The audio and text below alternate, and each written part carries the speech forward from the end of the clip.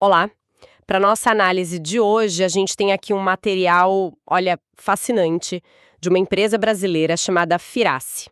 Uhum. Eles são pioneiros em corantes e temperos naturais e, assim, olhando as fontes que a gente tem, E que fontes, hein? pois é, tem página do site, foto de produto, de matéria-prima e até um print de uma ferramenta de marketing que eu achei bem técnico. Sim, é uma coleção em tanto.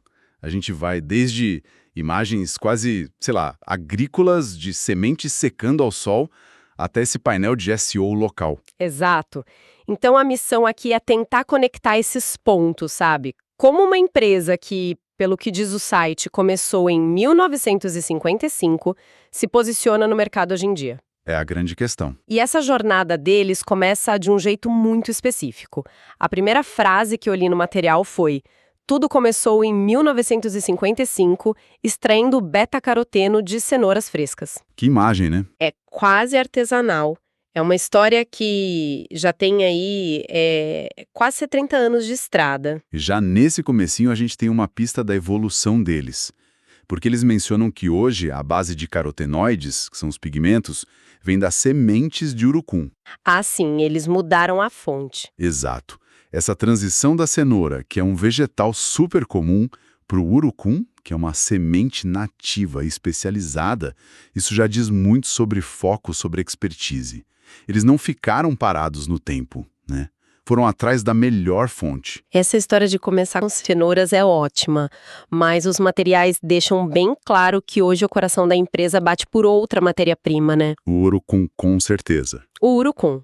E eles parecem ter um orgulho imenso disso, se colocando como pioneiros no processamento dessa planta, que é nativa aqui do Brasil. E com toda a razão, o urucum é um ingrediente que, assim, ele encapsula uma tendência global por produtos naturais. E os detalhes que eles dão no site são cruciais para a gente entender o valor disso. Que detalhes te chamaram mais atenção? Eles mencionam que a colheita é manual e acontece entre fevereiro e julho.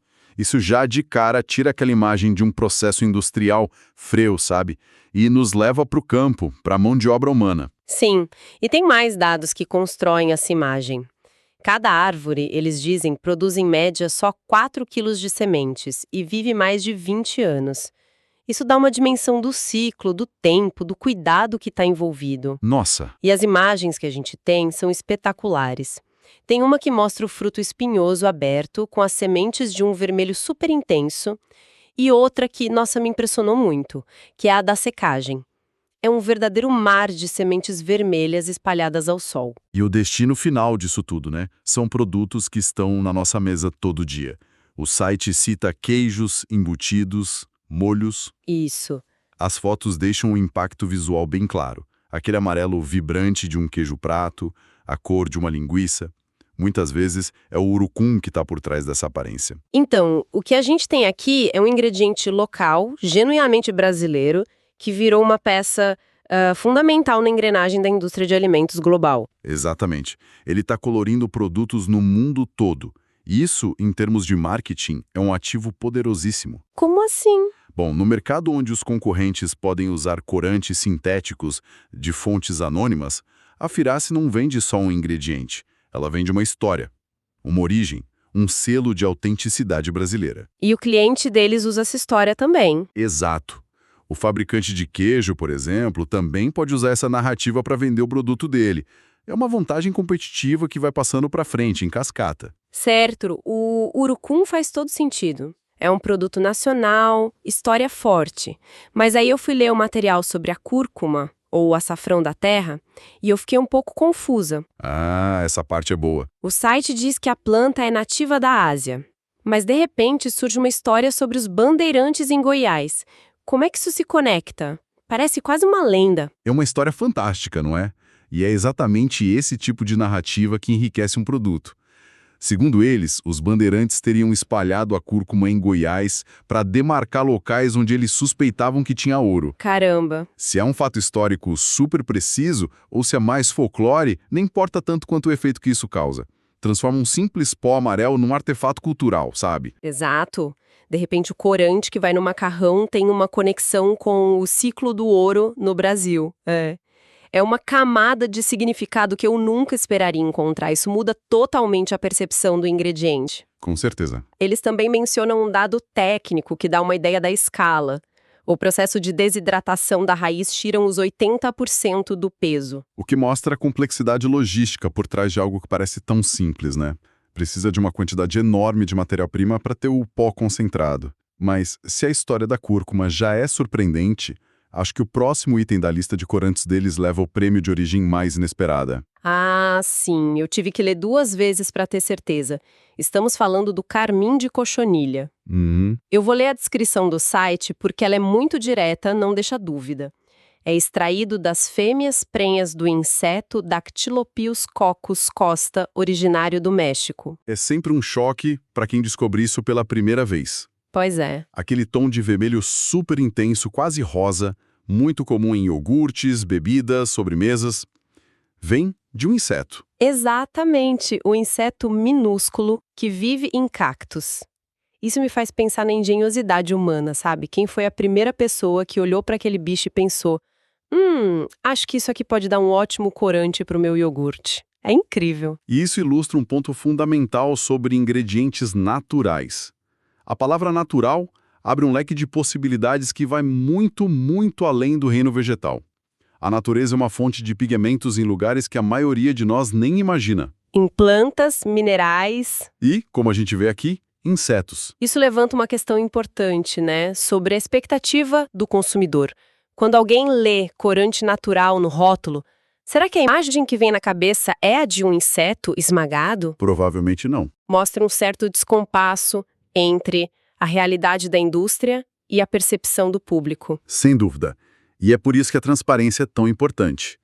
E para fechar essa parte de corantes, eles ainda mencionam a clorofila, de origem vegetal, para os tons de verde. Ah, sim. E os condimentos de vegetais desidratados, tipo pó de tomate e de cenoura, que dão tanto cor quanto sabor, principalmente em massas, é uma paleta bem completa, né? Baseada em diferentes fontes. Essa seriedade toda na produção dos corantes, a história, a biologia, a química, tudo isso constrói uma imagem muito corporativa, muito técnica.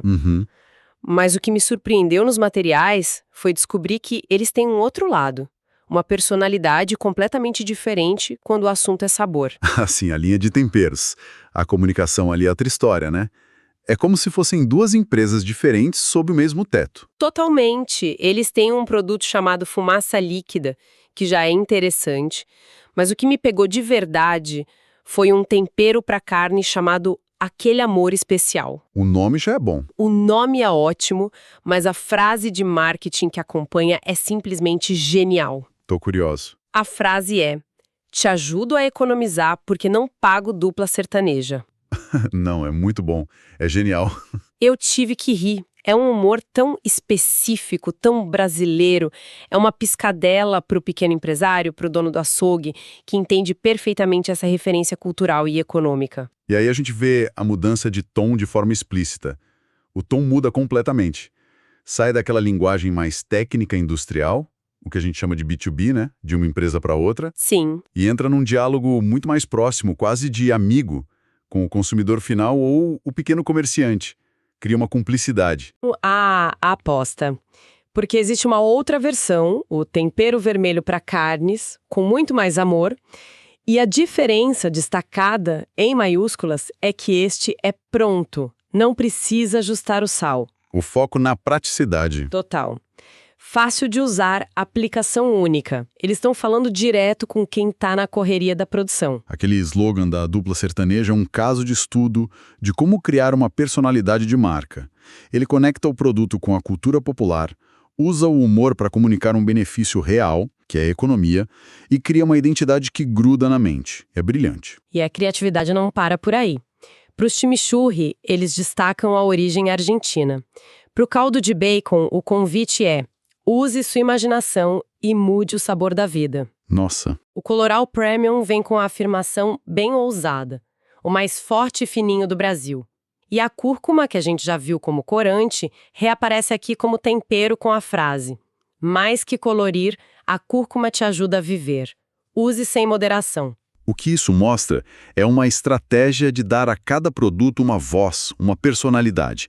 Eles não vendem só pós e misturas, vendem inspiração, praticidade e humor, transformam um item funcional num parceiro na cozinha. Tudo isso constrói a imagem de uma empresa muito tradicional, com raízes no campo, mas com um marketing super afiado, super criativo. Mas aí eu cheguei na fonte mais estranha que a gente recebeu. Ah, sim.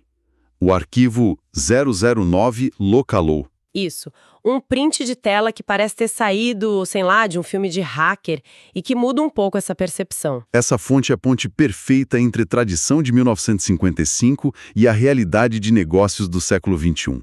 É uma janela para a sala de máquinas digital da empresa. Exatamente.